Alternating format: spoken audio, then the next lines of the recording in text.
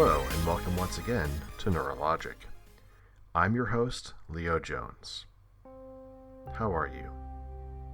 How have you been? Both are genuine questions. I'm not looking for the typical social response of fine, how are you? I know that COVID-19 and the whole pandemic are on everyone's mind lately, and while I don't relish in adding onto that pile, I did want to give some insight into my own handling of this unique time. Maybe it will be useful or beneficial, or even just enjoyable for you. I figured sharing part of myself and what I've been doing would be a little bit different for this podcast, and maybe offer some insight into who I am. And if that helps you, I am very happy. If not, that's okay. There will be other episodes coming over the next month. So here's some of what I've personally been doing to manage myself during this pandemic.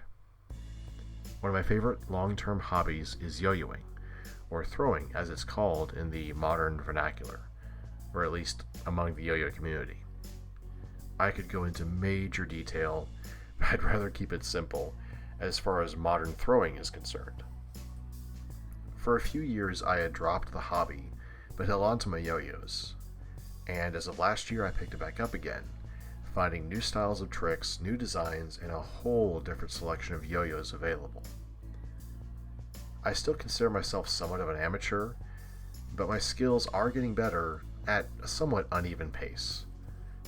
Right now I'm working on learning some slack tricks, where the string is not under tension or is slack. Also working on some horizontal tricks, but they're a lot harder of a learning curve. Still, I enjoy it, and I'm glad that I was able to resurrect a hobby that gave me so much joy as a kid, with the added addition of publicly available video trick tutorials and guides that I was able to find.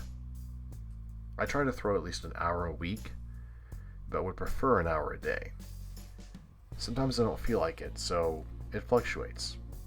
I have a few favorite yo-yos, but I've also tried to play with my whole collection right now to improve my practice with different designs.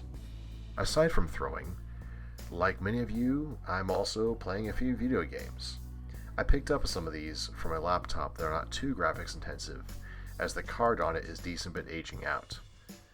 Aside from the last two I'm going to talk about, the others have a dystopian storyline that says more about me than I care to admit. The first is This Is the Police, where you play a retiring police chief who ends up having to deal with a mob as well as running a police department. The voice acting is good, the story interesting, but can be very depressing and heavy. The music is unique though, and the way the game plays when responding to emergency calls is engaging. However, a lot of the actions you have to choose are inherently immoral, unethical, and left me with a bad taste in my mouth. Don't get me wrong, if you like cop dramas, this game will satiate that interest, but overall, I've been more frustrated than anything with the game's story, to the point where I've just given up on playing it for a while. The second game is one I've wanted to play for a long time, Papers, Please.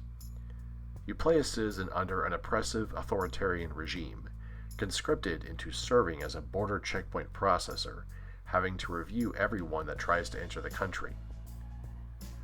The rules build upon one another, slowly increasing in complexity, and as you're paid by the number of people that you process, the incentive is to do your job quickly and accurately, or else you run out of money for basics like rent, food, heat, etc. And if you end up not being able to pay your bills, you are thrown into jail and you lose the game. It's definitely an experience to play, for sure. I've only beaten the game once, as in I only got one preferable ending one time. I might play it a little bit more, but it's definitely not a very super happy, fun experience game, so I'm probably going to leave it on the pile with This Is the Police. The third game I've wanted to play for a while is We Happy Few, a dystopian first-person point-of-view game set in 1960s England in a future where the Germans seemed to have won World War II, but are almost nowhere to be found. In the major cities, however, everyone, and I do mean everyone, regularly takes a drug called joy, to the point that it's available in phone booths across the country free of charge, and in a variety of flavors: chocolate, vanilla, and strawberry.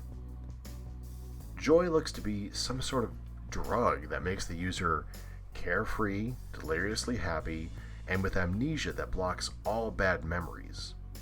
The game effectively uses it in its storytelling, and while dark and somewhat disturbing, it's definitely an interesting game. The gameplay is great if you like sneaking and stealth games, which I do. So far, I'm still playing this game, so I don't know all the details, and I could be wrong, but I'm taking it slow because the story is deep, and again, also dystopian. It's a lot to take in all at once. I've also been playing a lot of FTL, Faster Than Light, which is a space combat game. It's definitely fun, with repeat plays being not only a feature, but kind of a requirement that rewards the player for the repeated play. You end up dying a lot, so if you pick up the game, just remember that. Don't feel bad if you die a lot. That's part of how the game plays. It's easily become one of my favorites. Lastly, I've been really enjoying Surviving Mars, a game that I describe in simple terms as SimCity, but on Mars. You build settlements starting with generating power, water, oxygen, as well as mining for various materials that can be used to build more complex machines, and eventually build domes for human colonists. You can control everything in your colonies, including who gets to colonize Mars, what work they do, and so much more. Right now, I'm still in what I would consider to be easy mode because the learning curve for the game is moderate, and it takes me time to get used to games like these. That's not a criticism, it's just an observation. So far, I've turned off the disasters but left on the random storyline, or mystery as it's called, which adds a plot to what would otherwise be a building and exploring game. While it's not necessary, it's definitely welcome, and beyond making sure that my colony grows and adapts into larger domes that support a rising population, it does support a well-designed game. Now, my first two plays were disastrous. The first one because I expanded way too quickly and started running out of resources faster than I could supply them, which led, of course, to collapse and colonists losing their sanity, and the second one due to meteor strikes and dust devils. If you enjoy SimCity and other builders, get Surviving Mars. It's been a bright spot in my gaming lately. Aside from video games, I initially wanted to try and learn some new things. As we all saw the videos or posts on Facebook, hey, take up a new skill, learn a new language. But that's not gone as well as I'd hoped or expected. I have been watching some various YouTube videos on building things, and I'm looking to use one of my old obsolete laptops to make a secondary monitor. I just have to get the proper driver board for it and then start the build. What's also helped is listening to mechanical tutorials while I do basic house chores, and that's helped me keep on task. Speaking of staying on task, I've been trying to develop some better routines. I've started with 1 to 2 tasks a couple times a week, growing to add more as those become standardized. I also create lists for every day of the week, careful to not overload myself on just one day. Any tasks not done can carry over, but as long as I get at least one thing done per day, that's the measure of success I've set for myself. So far, it's worked out relatively well. I haven't done everything I've wanted to complete, but I'm meeting my standard for my own success. As far as socializing is concerned, while I've done some Facebooking, but try to kind of limit that because the news stories can easily overwhelm you, and also what people post can easily overwhelm you in these times. I've been leaning on Discord as a socialization app for myself and my friends. So I miss a lot of them, miss the contact, I miss being in the small groups together, playing board games and other things. So Discord was kind of a welcome way to interact with them, both visually and also audibly, because you can call, you can do video, you can do text, and so far it's been pretty reliable. Regarding things like sensory coping, simply being in a house doesn't mean that I'm not having to find ways to cope, because there's a lot of silence. And that silence can kind of be deafening, because you start to hear things that you normally wouldn't. Like now I can start hearing the fridge, or I can hear lights or stuff, and I thought that I was actually kind of losing my mind for a second, but after talking to a few of my autistic friends, they're hearing the same thing. So apparently it's just you finally hear it after the rest of the noise dies down. As a part of that, I've switched to wearing noise-canceling headphones that are wireless and turning on music or white noise, or as I said above, I've got YouTube videos of mechanical things playing, so it kind of drowns out that extra noise. I've also been trying to switch between being in front of screen to doing non-screen tasks. So, for example, making my cold brew coffee and then getting back on the computer to do something else, then getting up to do dishes, and then or do laundry or something else along that line. Just basically trying to not so much limit my screen time, but allow my eyes to kind of relax and adapt, because the more time I spend in front of the screen, my eyes do get fatigued, and that does cause some headaches for me. I mean, it's been difficult for sure, and I miss seeing a lot of my friends. I miss visiting places, and I will admit cabin fever is starting to set in a bit.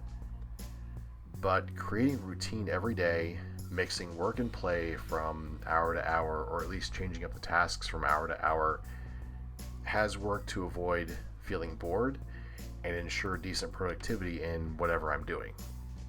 It's helped. It isn't perfect, but it definitely has helped. Some of these may work for you, some may not.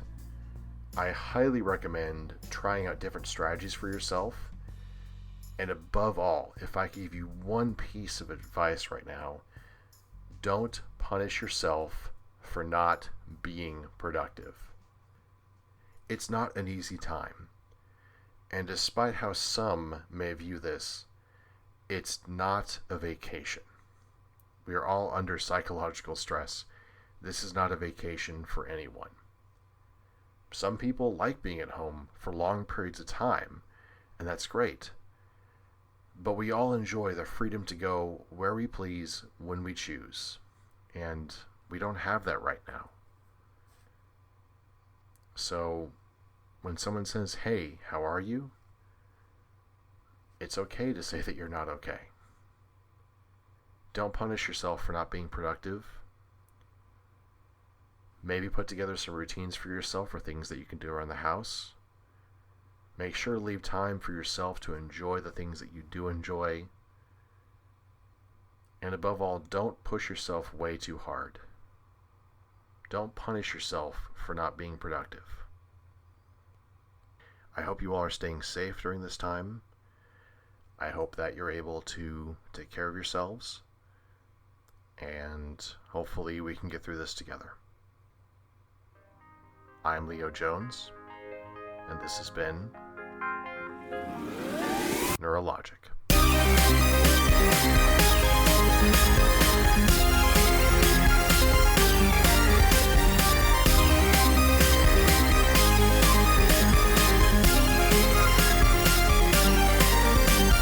Neurologic is licensed under a Creative Commons Attribution Non-Commercial No Derivatives 4.0 International License. To view a copy of this license, visit creativecommons.org/by-nc-nd/4.0 or send the letter to Creative Commons, P.O. Box 1866, Mountain View, California 94042, USA. Neurologic uses the song Furious Freak, created by Kevin MacLeod, for its intro and outro music. Visit him at incompetech.com. Furious Freak is licensed under Creative Commons by Attribution 3.0 license, creativecommons.org/licenses/by/3.0. You can reach Leo Jones and Neurologic by email at neurologicpodcast@gmail.com.